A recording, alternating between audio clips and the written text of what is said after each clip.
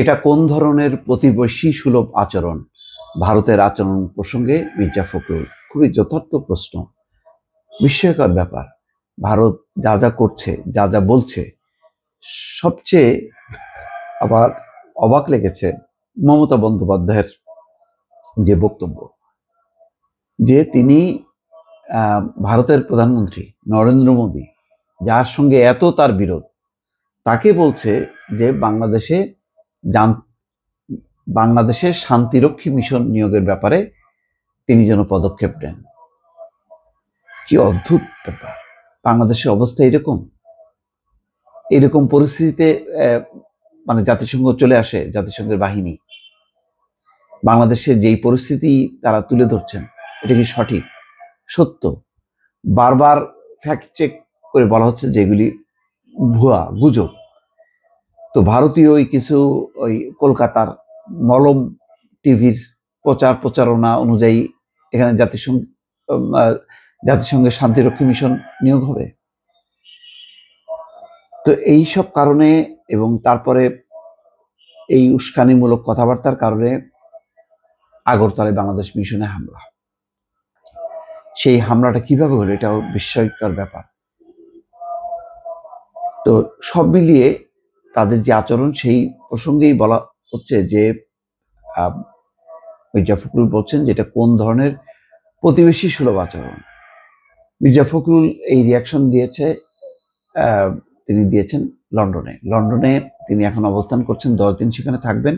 লন্ডনে বিএনপি যুক্তরাজ্যের ইস্ট লন্ডনের রয়্যাল রিজেন্সি হলে আয়োজিত এক সমাবেশে প্রধান অতিথির বক্তব্যে তিনি এই কথা বলেন। যুক্তরাজ্য বিএনপি এই সভার আয়োজন করে। ভারতের আগরতলায় বাংলাদেশ মিশনে হামলা, পতাকা নামিয়ে আগুন দেওয়া, কলকাতায় বাংলাদেশ উপ হাইকমিশনের সামনে সহিংস বিক্ষোভ, সিলেট ও বেনাপোল সীমান্ত দিয়ে উগ্রবাদী ভারতীয়দের বাংলাদেশে প্রবেশের চেষ্টা, এইসব ঘটনা তিনি নিন্দা জানান যুক্তরাজ্য সফররত বিএনপির মহাসচিব। তিনি বলেন, এটা কোন ধরনের বন্ধুত্ব, এটা কোন ধরনের প্রতিবেশী সুলভ আচরণ?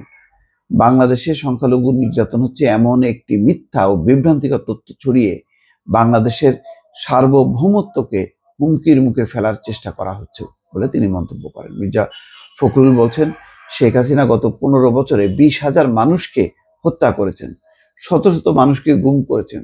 সেই শেখ হাসিনাকে আশ্রয় দিয়েছে ভারত।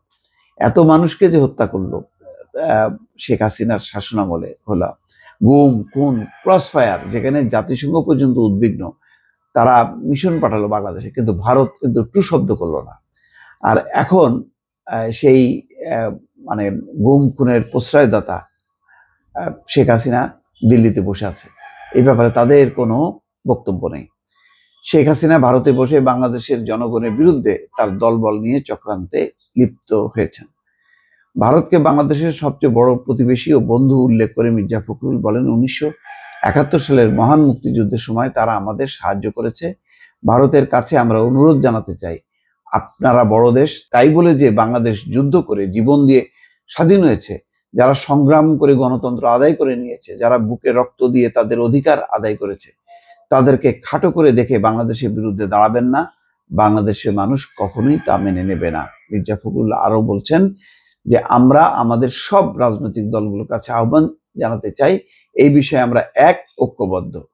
আমরা আমাদের স্বাধীনতা ও সার্বভৌমত্বকে অক্ষুণ্ণ রেখে একজোট হয়ে সংগ্রামে টিকে থাকবো। দেখেন, মির্জা ফখরুল সেই লন্ডন থেকে কিন্তু ঐক্যের ডাক দিচ্ছেন, এবং আজকে ডক্টর মোহাম্মদ ইউনূস সেই ঐক্যের ডাক দেয়া বিএনপি সহ সকল রাজনৈতিক দলকে নিয়ে বৈঠক করছেন।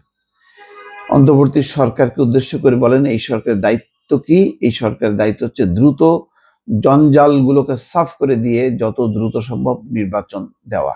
যাক, এটা অন্য প্রসঙ্গে।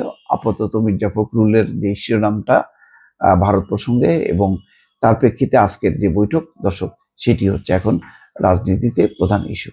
ভালো থাকবেন। আল্লাহ হাফেজ।